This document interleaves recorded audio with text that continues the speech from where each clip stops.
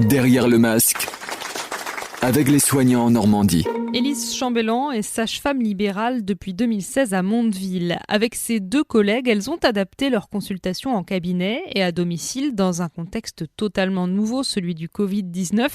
Il faut rassurer les futures mamans, alors même qu'en tant que soignantes, au départ, elles avaient peu d'informations sur ce coronavirus.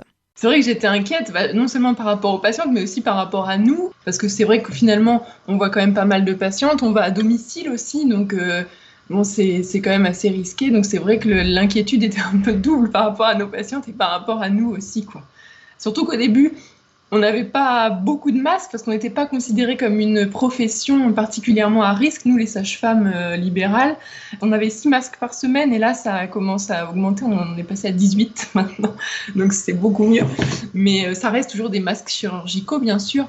Voilà, c'est vrai qu'on n'était pas forcément très bien protégés et puis niveau protection, voilà, on s'est concerté avec les collègues, tout ça, mais on a un peu improvisé en fait.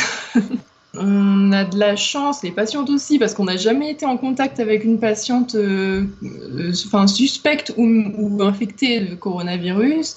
On se fournit en masque à la pharmacie, on a notre dotation toutes les semaines. Et du coup, on a ressorti nos blouses. C'est vrai qu'en libéral, on n'a pas l'habitude de mettre des blouses, donc maintenant on remet nos blouses. Le lavage des mains, ça change pas vraiment beaucoup d'habitude, peut-être encore un peu plus.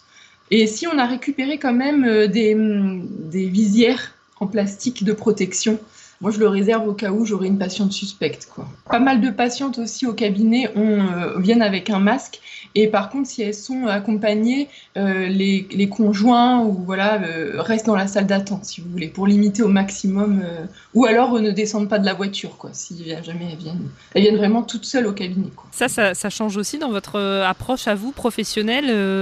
Les mamans par exemple elles savent qu'elles n'auront pas forcément de visite après l'accouchement, etc. Quels sont les témoignages ou les inquiétudes qu'elles peuvent partager avec vous? Grosse source d'angoisse, ça, de la part des patientes.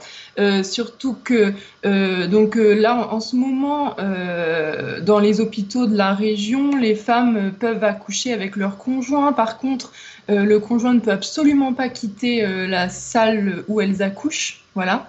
Là où avant, ils pouvaient faire des allers-retours, boire un café, tout ça, là maintenant, c'est impossible.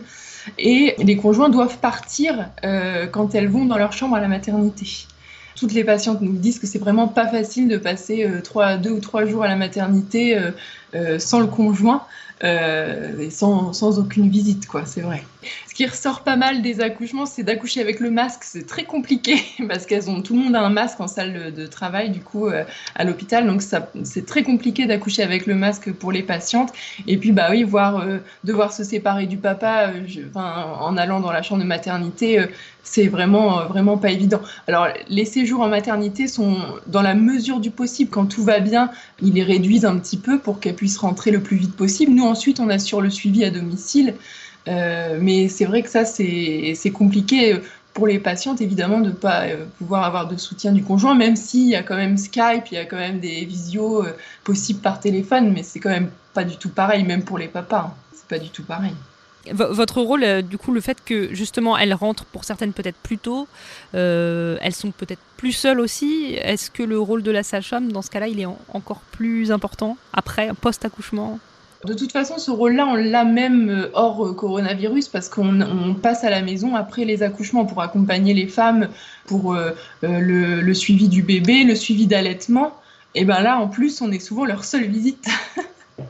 J'ai un papa l'autre fois qui m'a dit ça fait du bien de voir quelqu'un de l'extérieur parce que forcément il y a leur famille n'a pas le droit de venir, les amis non plus, donc on est leur seule visite.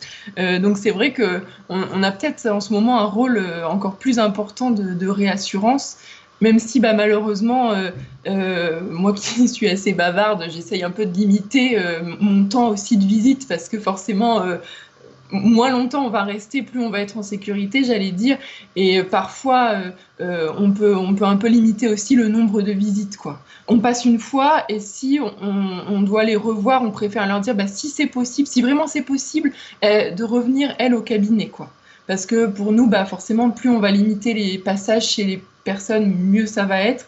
Et au cabinet, voilà, tout est désinfecté, elles viennent toutes seules, donc les conditions d'hygiène sont respectées, quoi. Est-ce que, paradoxalement, finalement, pour ces parents qui sont solos, ça peut être aussi un avantage, c'est-à-dire d'éviter ce défilé de personnes dans la chambre au moment de l'accouchement? Est-ce que finalement, en tant que professionnel, vous regardez ça aussi d'un œil particulier?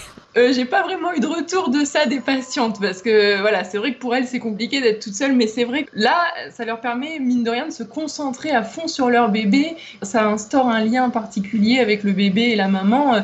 Et après, quand elle rentre à la maison, un trio quoi avec le papa. Ça, c'est vrai que c'est quand même ressorti le fait que le confinement, le papa est aussi confiné. Donc, je l'ai entendu de la part de plusieurs patientes. Bon, dans ce sens-là, c'est quand même un avantage parce qu'il est à la maison, quoi. Alors que des fois, il est obligé de retourner travailler au bout des 3 jours et puis voilà, quoi. Qu'est-ce qui vous étonne le plus dans cette période? Qu'est-ce qui vous frappe? Est-ce que c'est de devoir travailler avec un masque? Est-ce que est-ce qu'il y a des choses qui vous surprennent particulièrement ou que vous retiendrez? Ce qui est travailler avec un masque, des blouses, devoir faire hyper attention à tout, ça c'est pas toujours évident parce que voilà, c'est vrai, on fait très attention, hein, même essayer de respecter au maximum les distances. Alors même dans notre métier, c'est quand même pas évident. On fait des cours du coup de préparation à la naissance. Alors bon, ça aussi c'est un peu plus compliqué parce que les cours maintenant, on les fait par Skype. Ce qui est plus compliqué, c'est tous les cours justement, par exemple ce cours-là qui concerne l'accouchement, où normalement on les installe dans les postures pour accoucher, on leur montre des postures, on les fait essayer de pousser aussi pour leur montrer comment ça se passe au moment de l'accouchement, et du coup tout ça, on le fait en visio, donc c'est vraiment pas évident. Alors moi je me sers d'images, de posters, de choses comme ça. C'est compliqué là pour les faire s'entraîner, quoi, on va dire, en ce moment. On fait un peu ce qu'on peut, quoi. C'est pour résumer dans cette période, je crois que c'est un bon résumé.